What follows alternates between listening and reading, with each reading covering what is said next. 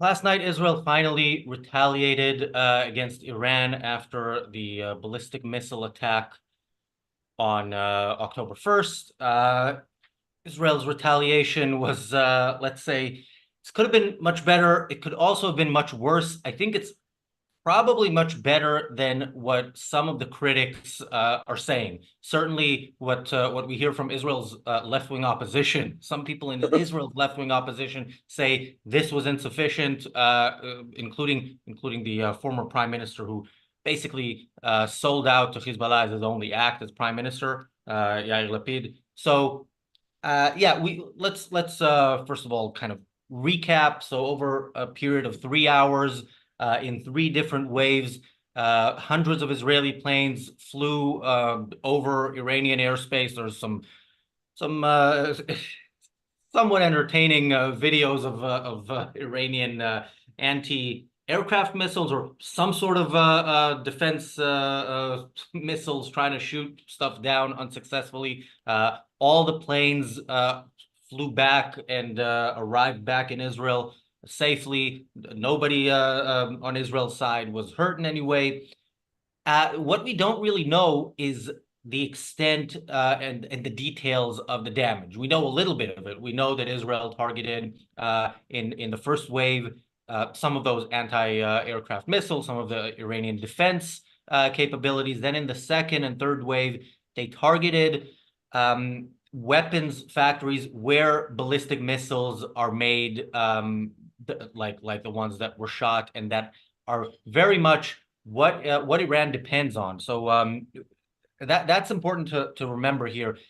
Putting this in the context of the war since October 7th until now, and with the last 4 or 5 months of Israel actually taking bold action, Iran is in a very difficult position from where it was in after October 7th, which was their greatest victory. They managed to slaughter and slaughter so many Jews, take so many hostages. Iran Iran has relied so far in its war against Israel over the past 45 years on its proxies up until this year, entirely on its proxies. It didn't attack Israel directly until this year. Those proxies are mostly Hamas and Hezbollah. Hamas is not as destroyed as we'd like it to be, but its fighting capabilities are not there. If Israel were to leave Gaza right now, which of course would be a big mistake, Hamas it would take them time to be able to do anything. Hezbollah was the big promise of Iran. We were saying on the show and believed that if all-out war with Hezbollah happens, it's going to be much worse than anything Israel has ever experienced, maybe since the War of Independence. Now Hezbollah is almost eliminated. Their ability, they're still shooting rockets at Israel, but the tens of thousands of dead Israelis, that is not happening. So Iran basically got to the point where they need to think of how they themselves attack Israel, and ballistic missiles, that is their way. So if Israel took out Iran's ballistic missile capabilities, took out Iran's ability to defend itself against Israeli attacks, then I do think this is better than it could have been. Again, it's not as good because building nuclear weapons is Iran's big goal, and of course whatever Israel destroyed could be rebuilt, although it may take time. Welcome to the Daily Objective. I'm joined by James Valliant and Mark Pellegrino. James, I'm going to go to you first because it looked like you disagree with almost all my intro, although maybe I'm misreading your face. No, I agree with almost all of your intro. I am going to wait for the news as to the damage that was done. If we get, that is to say, if we get more specific news as to the damage that was done, but nothing really was done to eliminate the problem. Now, it's true what you say. Iran has been working through proxies precisely because they want to avoid a direct attack. If they were to do, and it's only because the attack on Hezbollah was happening that they started, a counterattack on as Hezbollah began, that they even started to directly attack with Israel ballistic missiles, but in a measured way, even. So they realize, Iran realizes, if it used all of its force all at once, Israel could respond much more strongly, and they would much prefer to operate through their, being the cowards they are, through proxies, so that they really don't piss off Israel or perhaps even America at some point, which they might well do. But that's still hasn't. And even if we have it makes perfect sense. You go for the air defenses, you go for the defensive systems first. That makes perfect sense. But it doesn't take care of the nuclear weapons program. It doesn't go for leadership. It doesn't take out their oil capacity, which is where they're getting the money to support Hezbollah and Hamas. And we can say, okay, Hamas has been largely, in terms of their military effectiveness, been dealt with, but they're still hostages. Don't tell me that Hamas isn't still operative in Gaza.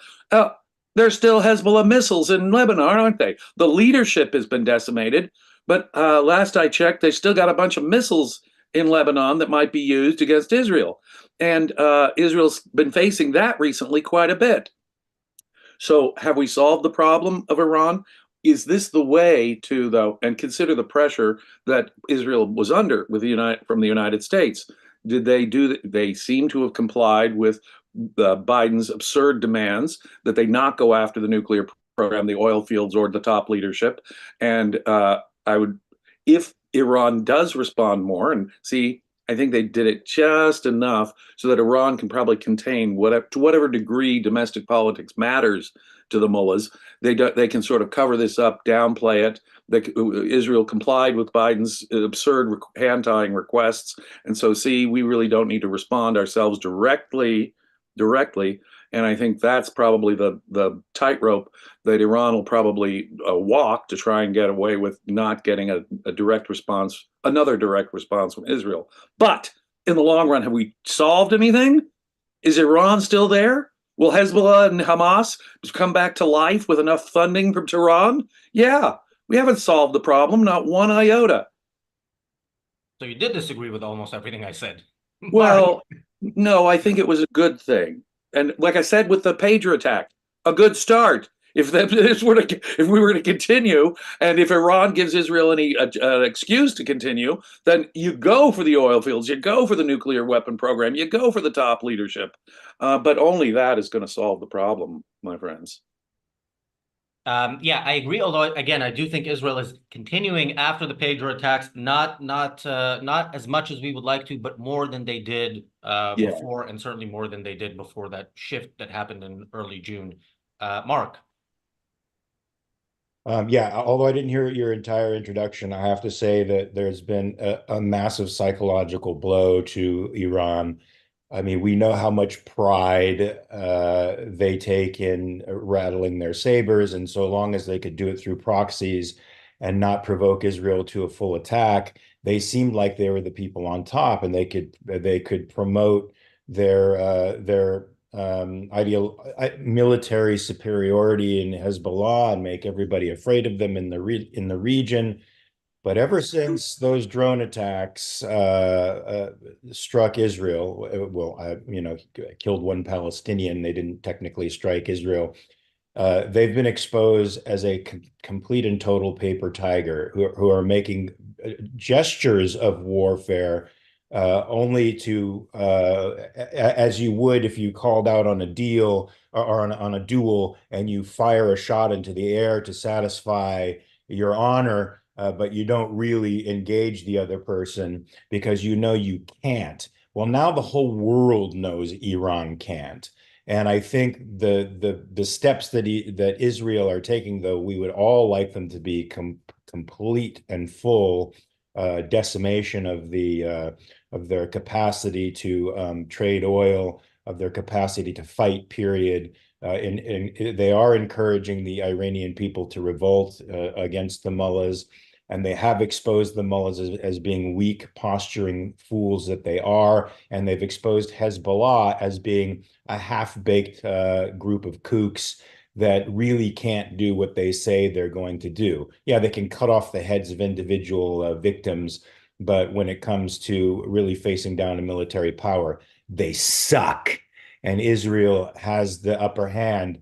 And the world now knows it. Now, if they continue to quake in their boots in the face of evil, they're stupid, because to me, this is a lesson that rationality and liberty are far more potent weapons than authoritarian superstition that goes on the other side, and that we should unapologetically use it to the fullest, to the maximum, to make sure those other forces do not rise up and commit any atrocities. I mean, they have existed by permission of us. We have to say that.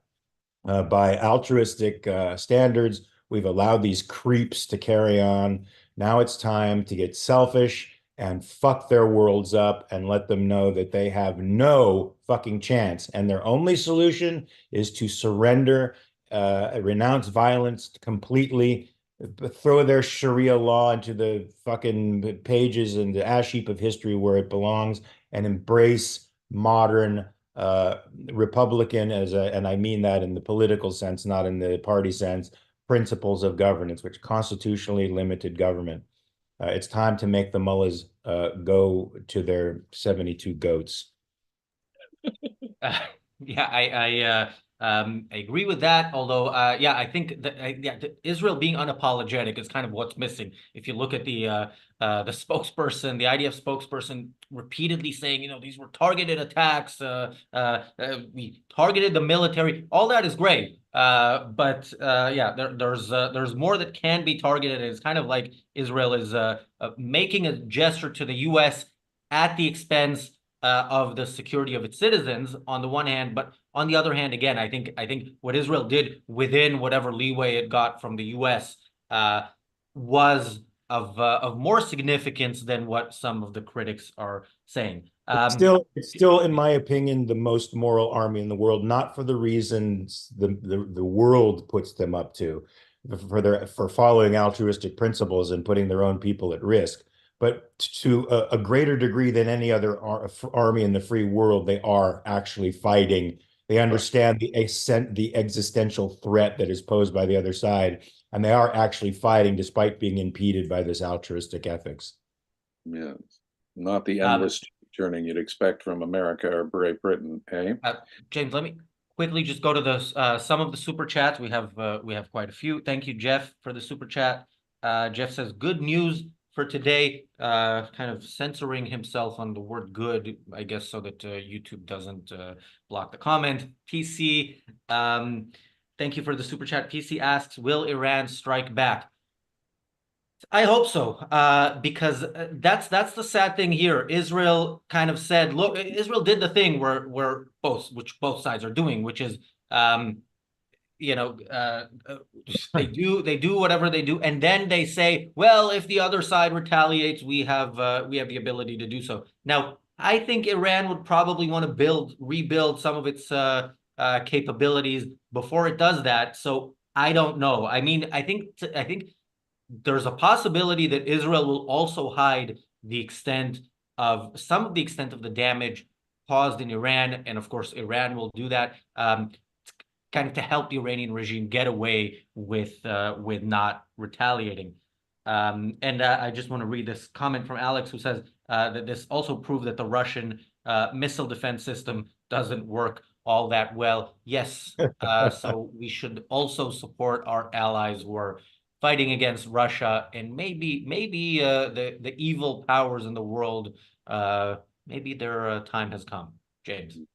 Well, yeah, these mystic savages. You know, when the West finally does stand up to the Islamists, they will be much easier to take out than the communists or the Nazis, the Soviets or the Nazis of yore. These are mystic savages centuries behind.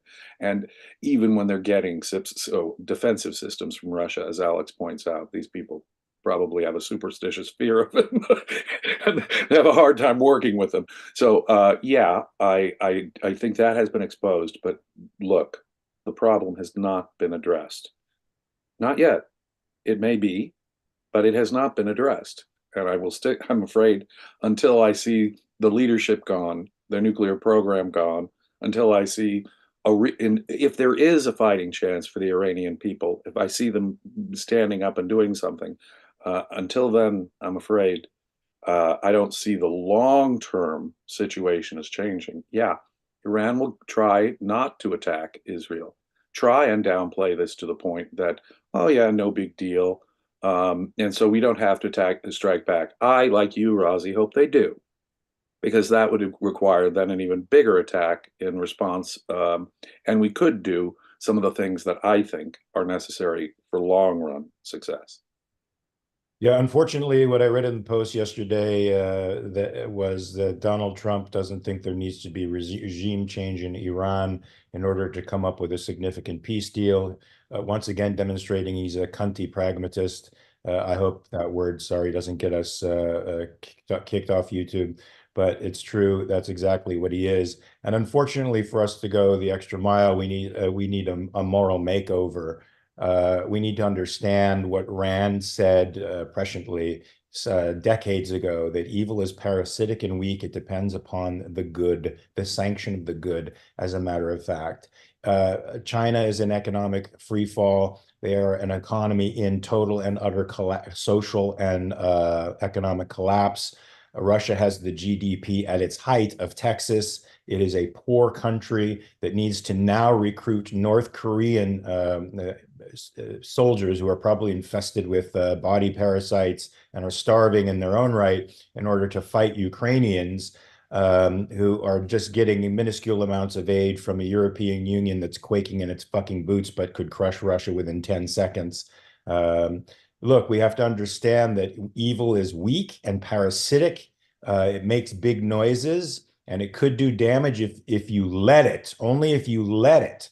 If you don't, if you stand up and fight against it, it is easy to defeat. Had we taken Hitler out when he started moving into Alsace-Lorraine, his army would have been decimated if the French had the balls, because he didn't have the army to overcome even the French army, let alone the combined armies of Europe. And so this is what we need to do now.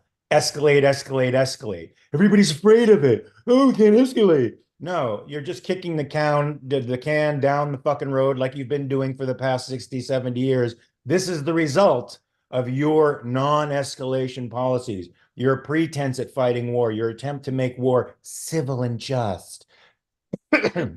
You have to understand that war is the absence of civilization. Israel did not choose this. It is the Palestinian people, it is Hezbollah, it is Iran, it is the mullahs, it is the jihadists that have chosen to reject civil law where rights reside and subject themselves to the law of the jungle where the strong survive. So fuck you, mullahs. It's time for you to go. It's time for Hezbollah to go. It's time for Hamas to go. And it's time for the Palestinian people to get a clue and realize that the only hope for a state they have ever had was because of Israel.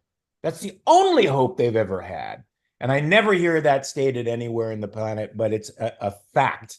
And so they better get hip to that fact and start beating the crap out of Hamas and rebelling against them themselves. Otherwise, night, night.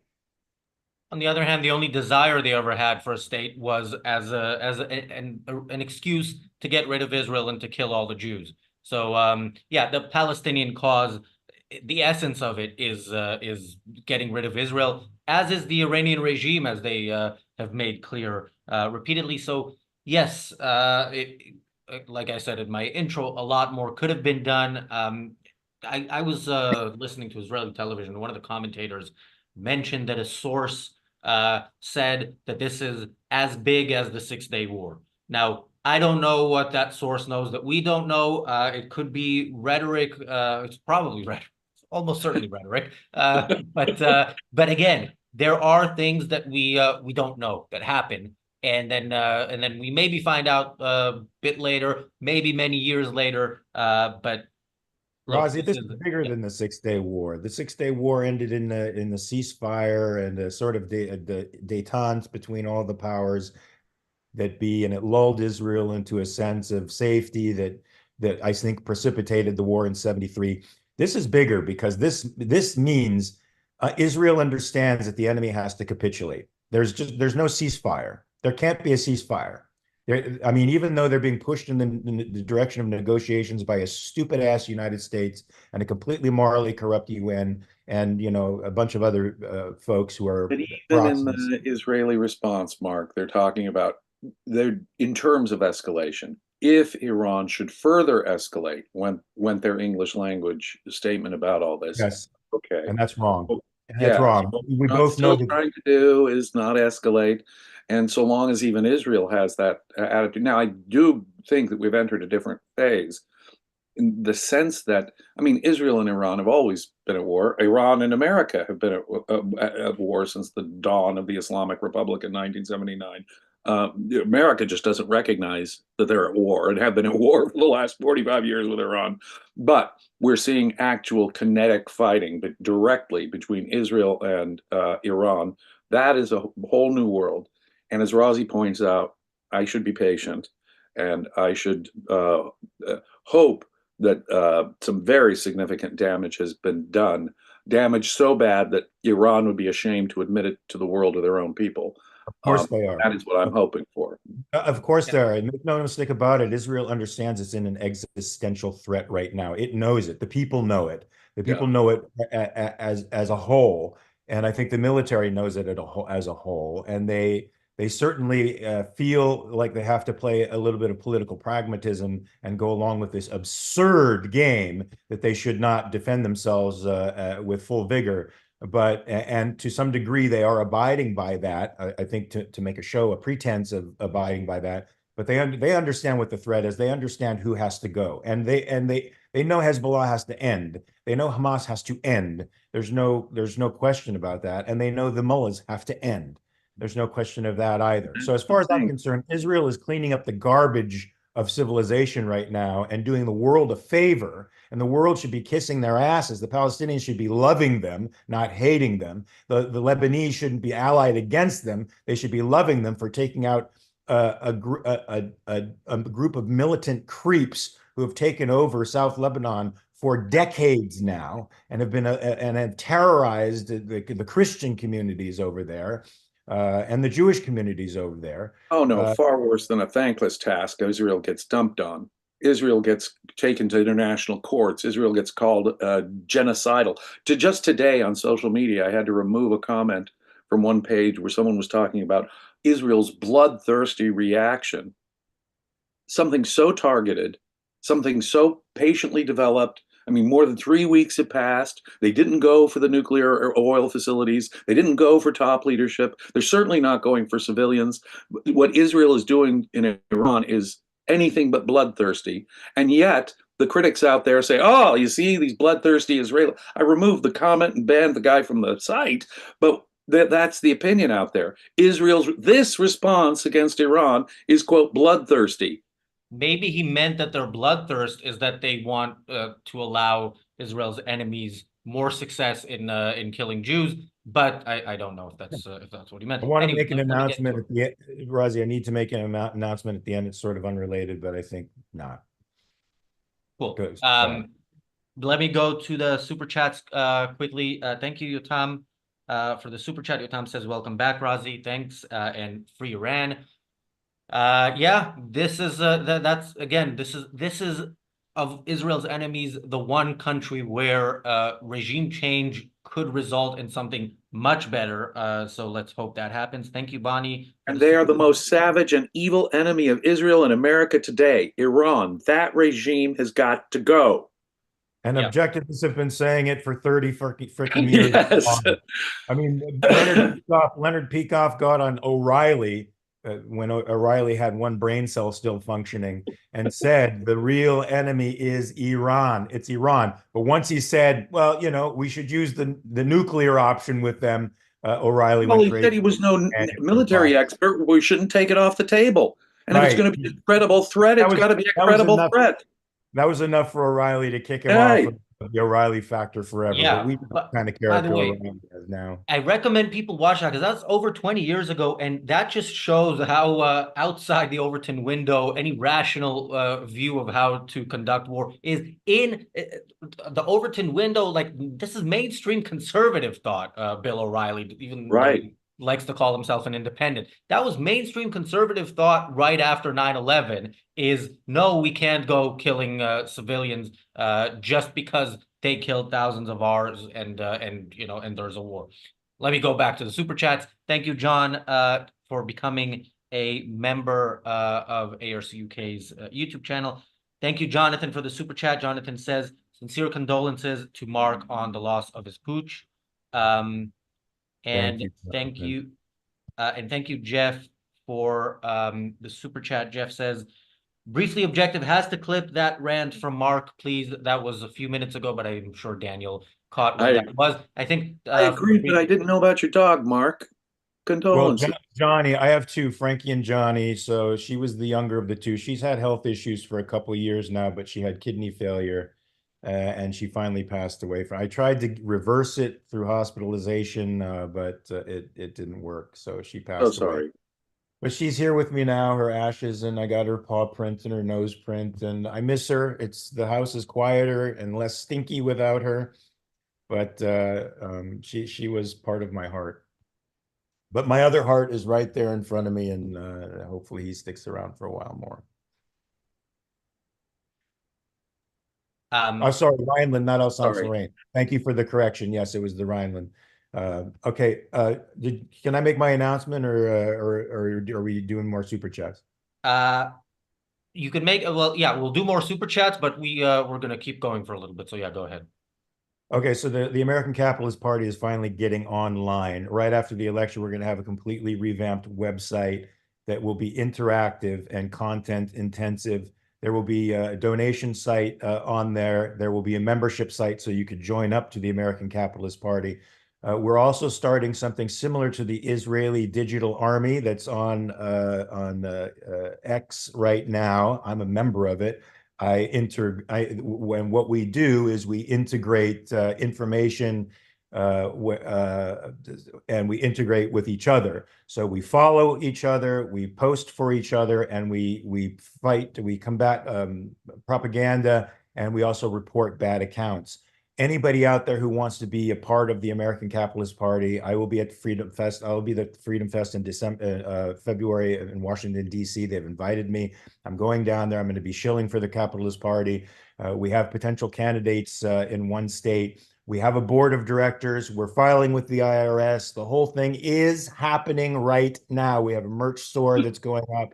So look, I want in just a few short days, this stuff is going to start happening, and there will be a real alternative to the duopoly. If you want to join up with with the Capitalist Party Digital Army, combat, the propaganda against capitalism, be a freedom fighter out there in the real world, integrate with each other, follow each other online so that we have strength in numbers, so that we can actually put boots on the ground and potentially organize events the way the commies and the socialists and the pro-pally people do, actually show up as a physical presence in the world. Please contact me somehow on social media. The site is already prepared. It's a private site, so you're going to have to find your way in there with me or someone else. I'm hoping James gets in. Razi, you better get in on this, even though you're in the UK. I consider you an American at heart, which is all that matters. Anyway, that's what I wanted to say. Razi can make us honorary Jews. We can make him an honorary American. Did you make me an honorary Jew? Not yet. I think, James, you're the only one who. Well, you're getting. I'm the first honorary. What do I have to do to be an honorary Jew? I can't say that on the air. Anyway. I've probably already done it. I think that conference in DC is LibertyCon, not Freedom Fest. LibertyCon, whatever the fuck they call it. There's going to be a bunch of anarchists there, and I'm gonna I will be there as well, and not just in spirit. I probably you will. Not 100% sure, but yeah, probably. Come. We need allies. So the secretary and the treasurer of the American Capitalist Party will be there with me, and we would like you to come along too as a philosophical voice for liberty. Great. There will be hopefully 3 rational people in the conference. Sorry. Hopefully, yes. Hopefully Frankie will be there as well, and he will be our mascot. Thank you, Jonathan, for the super chat. Thank you, Enric, for the super chat. Enric says, after November 5th, Israel may finish finish as in finish the job, or finish as in be finished, because either one might be the case. Yeah, I don't know. Look, Israel is in very very big trouble if Harris wins, She couldn't even show up to Bibi Netanyahu's joint session of Congress speech, I adding don't think she's going to win. adding insult to Biden's injuries to Israel's ability to defend itself, frankly. She's made such a poor showing that it would be the Democrats would have to pull out a miracle, and they are capable of that kind of cheating, but they would have to pull out a miracle in order for it to happen, I think. Also, I wanted to mention, back to the topic, I wanted to mention the fact that Israel, according to reports, also struck in Syria yesterday, which is not unusual, and in Iraq, which is kind of unusual, but there have been drones fired from Iraq, including at least one that killed a soldier. So yeah, Israel should strike wherever these people are, and yeah, hopefully it will, and hopefully it will. And that's a great example of Israel fighting America's war right there. Because a lot of these Hezbollah affiliates in Iraq and Syria have been attacking and even killing Americans who are still there because of the war against ISIS. And rather than America lifting a goddamn finger to do anything to defend its own soldiers, Israel is the one. Now, of course, they've also been sites for attacks on Israel as well. But all of these Hezbollah affiliates in Syria and Iraq have to go. And the head of this monster is in Tehran. And I will say that. I will bore people with my repetition on that until that regime is brought down. Yeah, and so one of the things that are interesting, talking about how the Ayatollahs must go, and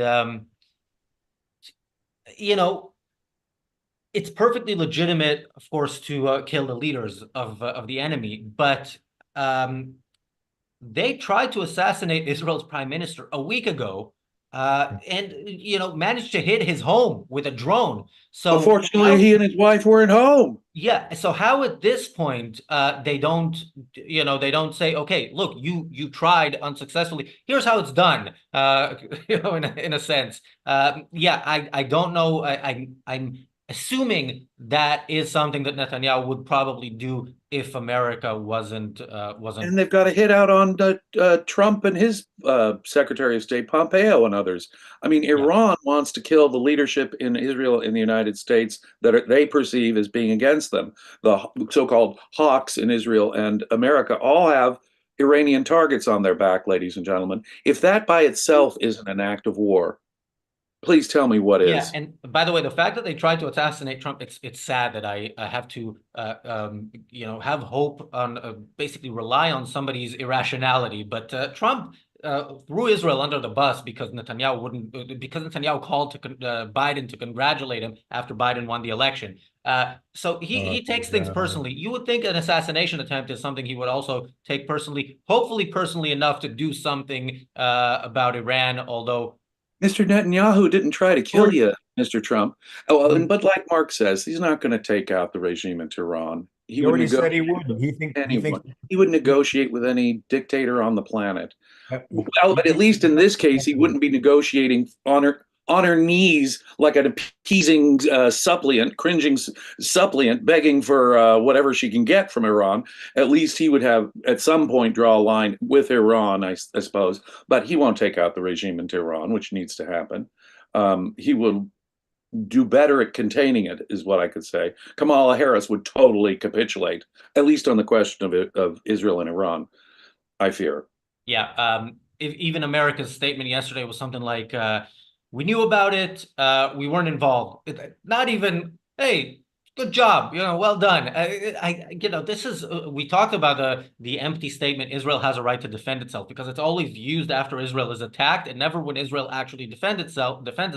When it does, what you usually hear is some sort of why they shouldn't have defended themselves the way they did without any explanation of what an alternative way is. So, you know, the best I could hope for at this point is just say that empty statement after Israel does something to defend itself. That would be a major step forward for the U.S. if they did that. Another thing about Israel, I was watching this live all night, and after it was done, the IDF spokesperson did a couple of press conferences, first in English and then in Hebrew, and or made a statement. I don't think he took questions in English. That says something, and it doesn't say something good. It doesn't say something positive. It says that Israel cares about world opinion to an extent that is way beyond what it should. And certainly when it comes to the military doesn't. You make statements to the world. That's what you have a foreign minister for. That's what you have a prime minister for. That's what you have the political wing for. The military is about preventing enemies from succeeding in killing your citizens. That is what it's for. And when it has press conferences, that's what I want to hear. Here's what we did. Here's how we did it. Here's or not here's how we did it, but here's why it will achieve the goals that we are aiming to achieve. I don't need to hear this stuff in English about and he kept repeating, we struck precisely the military targets. Okay, great, but it doesn't matter. It doesn't matter that it's precise. If there was some collateral damage, we know who's to blame. Exactly. I mean, it's in effect, we know who's to blame, but it doesn't seem like the world knows who's to blame. Right, but it's like that jerk whose comment I omitted. Bloodthirsty Israel. It's like Israel itself is hearing such nonsense and having it register. See, we're not bloodthirsty. See how targeted. See how surgical. See how precise. It was just military. Look how few people died. They were all military. I don't want to hear that. I don't care. I want you to tell me how you have incapacitated the enemy. I want you to tell me how many of the bad guys you killed.